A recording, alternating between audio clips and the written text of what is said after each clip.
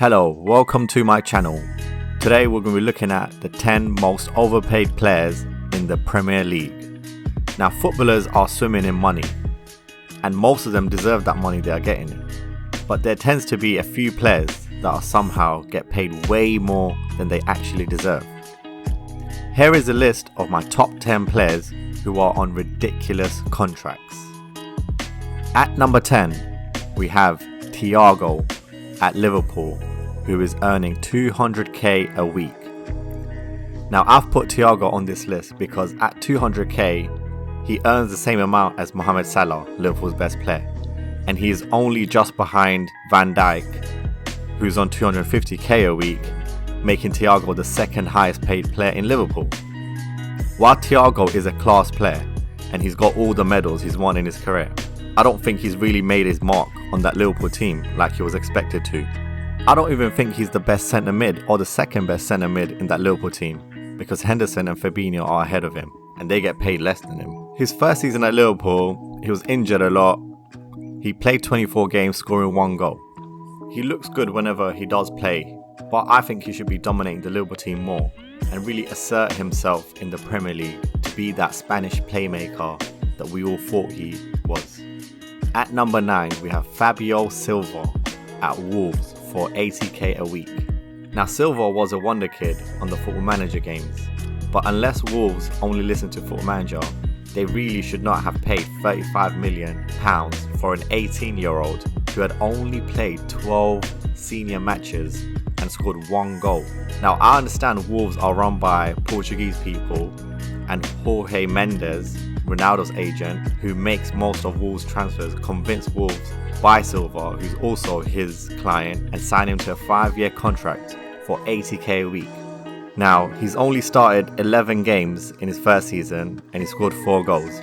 Then after that, he hasn't started a single game this season since Jimenez came back, and he's got no goals. While Fabio Silva is still only 19 and can still become a great player, he's still a work in progress, and Wolves paid 35 million to have a permanent starter, Jota's replacement, not a youngster who's a work in progress and earning 80k a week. He's like the second highest paid player at Wolves.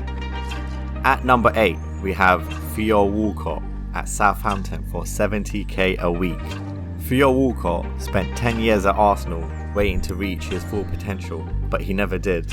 After Everton paid Arsenal somewhat of 25 million for Walcott, which didn't work out, they let him go on a free to Southampton. And Southampton in May 2021 gave him a 2-year contract worth 70k a week. 70k a week is a lot for Southampton, and Walcott is their highest paid player. And it was a complete waste of money because Walcott hasn't made the impact on Southampton team that they expected him to. His first season, he played 20 games and scored 3 goals. In the current season, he's only started 5 games and scored 0 goals. Big waste of money. Southampton's highest paid player sits on the bench. At number 7, we have Andrei Yarmolenko at West Ham, who earns 115k a week. Now, Yarmolenko has a contract with West Ham until 2024, and he'll be getting paid 115k a week, making him their second highest earner after Kurt Zuma, who's on 120k a week. In Yarmolenko's first season, he started 5 games and made 4 sub appearances, scoring 2 goals. Second season, started 10 games, made 13 sub appearances, scoring 5 goals.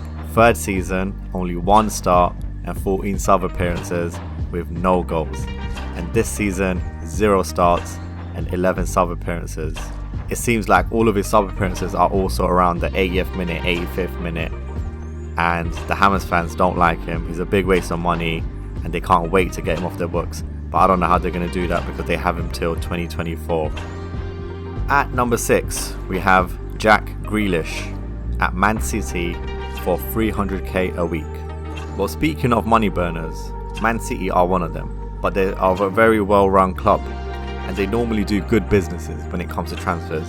If they spend a lot, it's probably worth it. But with Grealish, I don't think this is going to work out. I think he's a great player, but he's already Man City's second highest earner after De Bruyne. De Bruyne deserves all his money, but Grealish is on 300k a week. He's got a lot of hype behind him. He's English, he performed well at the Euros, he took our Aston Villa team far, but I think this will turn out to be a bad contract, especially when the likes of Phil Foden and Sterling, when they're going to want new contracts, they're going to demand that much or even higher, because Grealish right now is just blending in the team. He's not making the difference that City were hoping. He's not like De Bruyne type. Even Foden is much better than Grealish. This isn't too much of a big deal for Man City because they got unlimited money, but I think 300k a week for Jack Grealish is outlandish. At number 5, we have Kepa Arrizabalaga.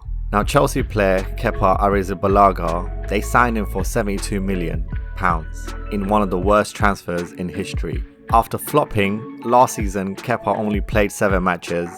They brought in Mendy as his replacement, and now Chelsea are looking to offload him as soon as possible. He earns 190k a week to be Chelsea's second string goalkeeper. He's a sub for Mendy and he gets paid 190k a week. Crazy amount. Chelsea of course can afford it, but it's ridiculous. And this easily, in theory, should be the number 1 on my list, but I want to be a bit more creative and controversial. So yeah, Kepa is on 190k a week. Let that sink in. At number 4, we have Jadon Sancho at Man United for 350k a week. Okay, a hot take here, but I think Sancho will flop at Man United, and he's on a terrible contract. I get that he's a rising star and he did smash it at Dortmund for a season or 2, but Man United vastly overpaid for Sancho. They gave him a 350k a week contract, and Man United themselves are on a slump and they're not performing well. And I think that's going to impact Sancho worse, and he's going to perform even worse, and he's not going to live up to the 350k a week contract. Sancho can't even get ahead of Bukayo Saka in the national team. Saka, who's younger, Saka's only on 40k a week, earns much less, but to me Saka is way better than Sancho, and Man United just won't get their return for the money. At number 3, we have another Man United player, Mr. Marcus Rashford, on 200k a week. Now, unlike Micah Richards, Rashford really did burst on the scene for Man United as a 17-year-old. By 19-20, he was a starting striker for Man United team. A weak Man United team, but he was still a starting striker for Man United. And everything just aligned at the perfect time in terms of Rashford's growth, because he's the starting striker, he's young, he's English, and he's up for a new contract. And of course, Ed Woodward and Man United, being the shrewd business people they are, gave Rashford, a 20-year-old, a 5-year deal on 200k a week. Crazy amount of money. Rashford was never worth that amount, and since he's got that contract, his form has dipped and he's struggling to find form, and I'm not sure if he'll ever live up to his potential. And I think getting 200k a week at such a young age really did impact him in that way. At number 2, we have Ndombele at Tottenham for 200k a week. Now, good old Spurs made Ndombele their record signing from Lyon for £55 million. I had never heard of Ndombele, but saw his highlights. He looked pretty good, so I thought maybe he might do the job, but flop signing. Now, Spurs aren't like Chelsea and Man City.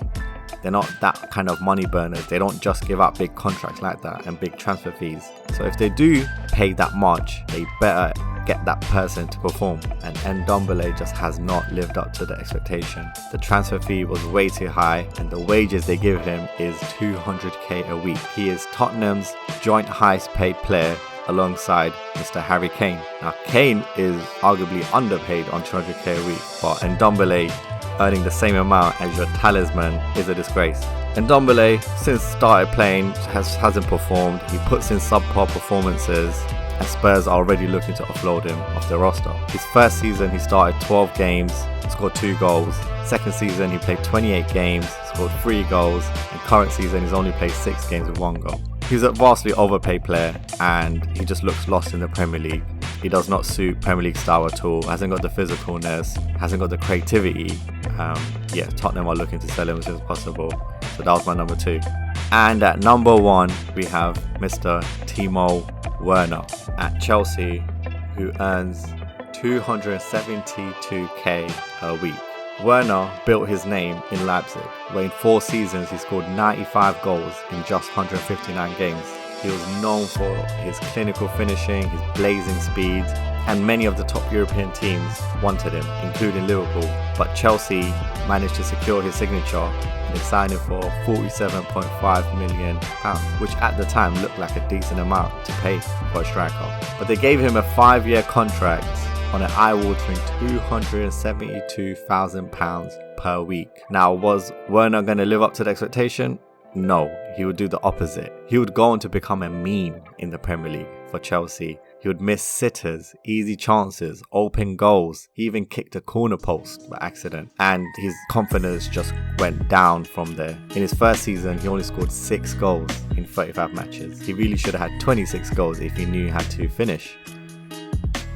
And now Werner is in his second year. He's only got 1 goal. He's only played 9 matches.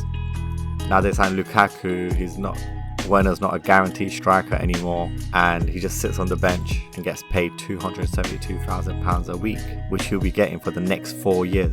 Thank you for tuning in. Give this video a like, share it with friends, and subscribe to my channel for more videos on football. Thank you.